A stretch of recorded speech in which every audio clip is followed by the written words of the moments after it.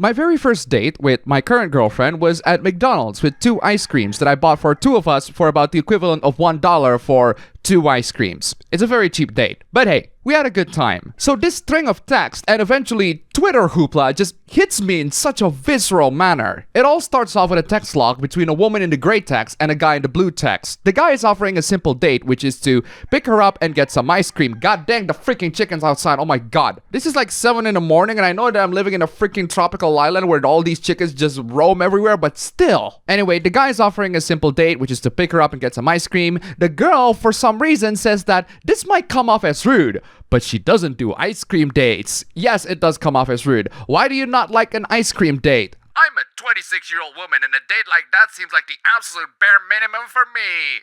You absolute gold-digging hoe. God forbid that a guy doesn't want to spend too much money on some freaking stranger. For those of you who are seeking a relationship, if a girl turns your offer down for an ice cream date because it's the bare minimum, you just dodged quite a bullet. My ice cream date has nothing to do with the ice cream. It's all to do with getting to know my partner better. The ice cream is simply an excuse, something that we both can enjoy, and we did enjoy. If she doesn't enjoy ice cream or if she's lactose intolerant, then she could have simply said all that, but no.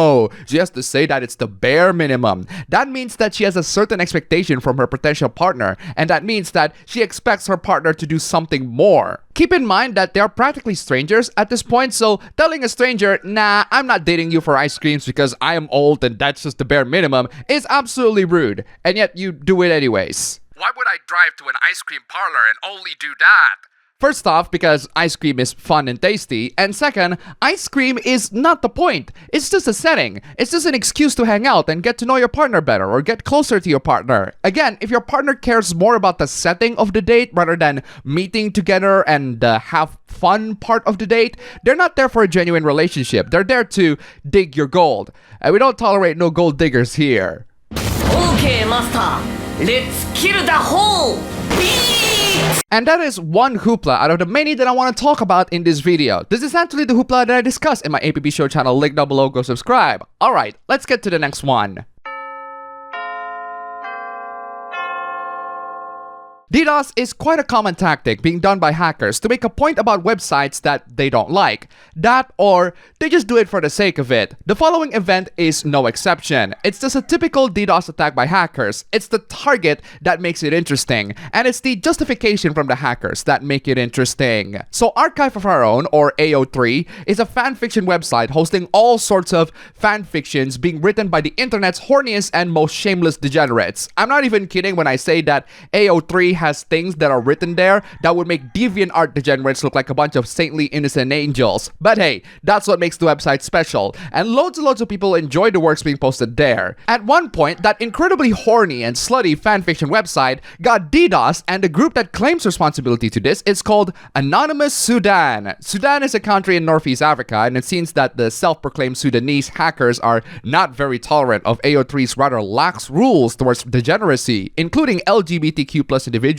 and not safe for work things. It's kind of weird that this hacker group targets AO3 of all things. Why not other targets of degeneracy that are more centralized and degenerates, like The Hub? The website is back at the time of this video's release, but the hackers are quite hilarious at their pursuit towards purging degeneracy. One message to the admins of AO3 has this absolute Chunibu energy. Apparently, the admins of AO3 are pedos and are hosting pedo content. The hackers are also not allowing the disgusting site to continue normalizing such immoral and detestable things like smuts about insert things here. Again, weird of you guys to go after AO3 when there are so many other websites out there that not only host more degenerate websites, but they also host them visually, so it's easier to identify. And this is assuming the hacker in question is what they claim to be. Turns out they might be Russians or backed by Russians. Whatever the case may be, the AO3 site was down. It's up right now, thankfully, but at that time, it was quite the crisis, and loads of people cannot get access to their favorite smuts anymore. Especially this guy.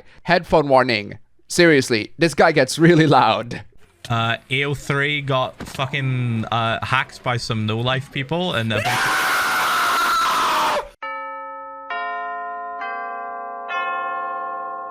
Is it possible for you to be making loads and loads of money and still be broke? Yes. Yes, it is. What makes people rich is not how much money they have in their bank balance. What makes people rich is how capable they are at managing their money. This person over here earns $35 an hour and is working full time. That's about $280 per 8 hours work every day and about $5,600 per 20 days of work per month. And yes, they eventually confirmed that they're living in California. The person posts at the anti-work subreddit, which is filled with people that, well, don't want to work. And yet, despite being 31 and working full-time earning $5,600 a month, the person is still broke. How is that possible? Well, all you need to do is to look at this person's history, and it turns out this person has been collecting all sorts of video games, including classic arcades, and even retro consoles that have been discontinued by the console manufacturers. Why, oh why, can this person be broke and in debt? I'm sure it has nothing to do with all of that video game collecting and all of that purchase. One edit of the post says that I live and breathe this hobby. It keeps me alive. Well, considering how you are making $35 an hour and broke, you are certainly not going to be able to live and breathe this hobby for very long. To the OP's credit, the next edit involves the OP realizing their mistake. The OP explains that he's been lonely with all sorts of thoughts and he has to get real. Yes, he really needs to get real. And by the way, your math is not a little messed up, OP, it's totally messed up. Woo, this post went viral. Loads of people are clowning on this girl because of this TikTok video. The video involves the girl talking about whether the job that she was applying to can accommodate people with time blindness. Yes, you heard that right, time blindness. The girl was asking if the work that she's about to apply to has accommodations for her who has time blindness. Now, loads and loads of people make takes about time blindness, and I actually talk about one of these takes in one of my ABB recaps a while back. It's that Twitter thread that also talks about time blindness, and it pretty much devolves into comparing people with ADHD to people with schizophrenia, because apparently those two are comparable in any way, shape, or form. But the thing about time blindness is that it's actually a real thing. Time blindness is associated with people who have ADHD, autism, mood disorders, traumatic brain injury, and even grief. So this is an actual psychological condition that people suffers from. But even the people that acknowledge and validated the existence of time blindness has a couple of really simple solutions, such as wearing a watch,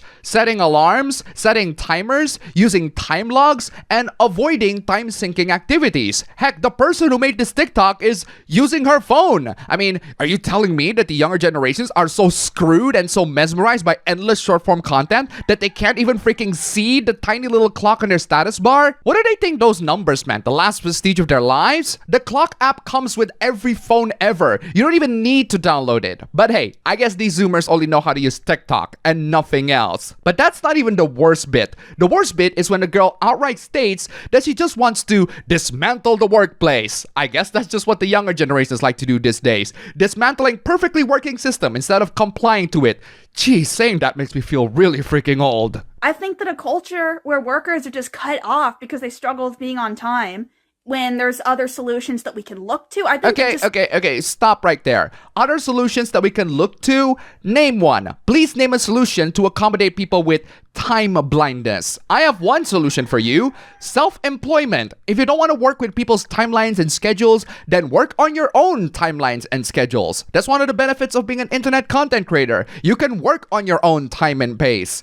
But if you don't post content regularly, then you will fail. So eventually you will have to set some standards on your own. But hey, at least it's your standards, right? I think that just anybody who thinks it's okay to just treat people like that, yeah, that culture needs to be dismantled. Ah, yes, let's dismantle the culture that demands people to work on freaking time. Sorry, lady, but the world doesn't revolve around you. It's you that have to revolve around the world. How can you change the world if you can't even change yourself? And then I asked that person, how can you feel good about yourself upholding this kind of system? Gee, I don't know. How can anyone feel good upholding this kind of system? A system that demands basic working standards that earns us profits. If you want the kind of work that accommodates your time blindness, self-employ yourself. That way, no one is going to be mad at you if you're late. You're only going to be mad at yourself. But hey, that's what you do anyways. And then to think, I'm entitled. No, if people think it's okay to treat others like this, that's entitlement. Oh wow, God forbid employers demand some basic standards from their employees, like arriving on time. Yeah, sorry to say this, girl, but their entitlement is perfectly justified, whereas your entitlement is not justified. I just love how people who have zero sense of responsibility and self-awareness chose to change society rather than change themselves. If this is what the younger generations are doing these days, then we are screwed. I'm frustrated that the human race is doomed.